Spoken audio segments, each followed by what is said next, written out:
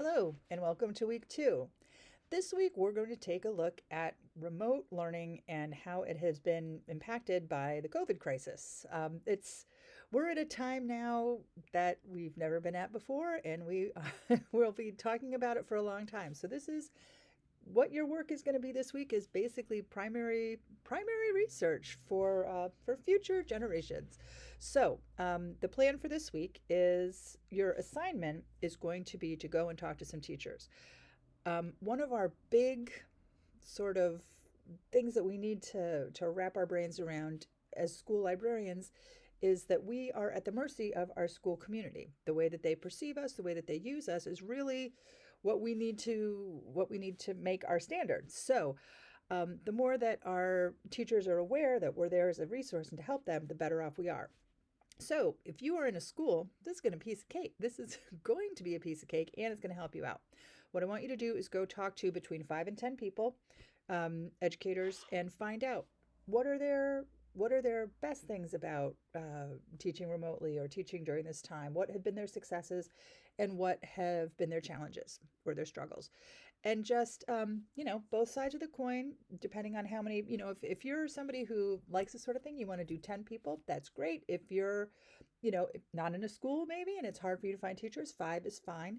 And then you're going to somehow let me know about that. You can in the grading tool. So you can just do a bullet point list of your teachers if you want to do that.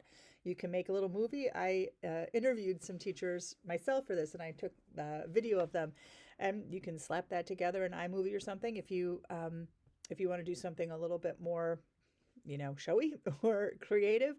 I mentioned Create to Learn in here, Renee Hobbs's book. I gave you the link or the first chapter, or the chapter on blogging rather, last week.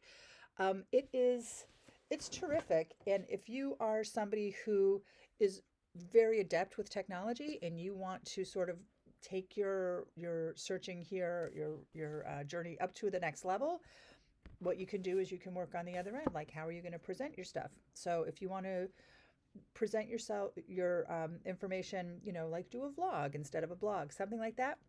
I just want to make sure that you have enough to do, which I know. I know. I've seen the list of resources that I have for this week, and I'm sure that you all looked at it and went, "Oh my God, this woman!" But you do not have to look at all of them. I think I described it as a buffet because I couldn't spell smorgasbord. But basically, what you're going to do is you're going to do as much reading as you need to do. And in the in the written module down the bottom, I looked at each one of these articles, links, or PDFs, and I just gave you a little snapshot of what it's about. So you can choose the topics that interest you and focus on those. In addition, you're going to need to bring whatever you read into the discussion. You can also bring some, if you hear of something really great that one of your teachers is doing, you can put that in the discussion too. The discussion is really just that. It's a discussion. Make it a conversation. That's really what we're going for here.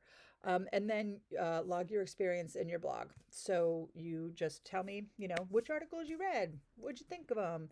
Who'd you talk to? How was it? Was it weird? Was it fun? I just want to know what you're doing. And also, I want you to be able to look back and have something, because let's face it, you're not coming back to this Canvas course. It's very unlikely, but you're always going to have the link to that blog. So you can always come back and find something easily. All right. This is written down in a much more linear fashion in the Module 2 content page. If you have any questions, you can shoot me an email in the Canvas email program, or you can put something up in the help discussion.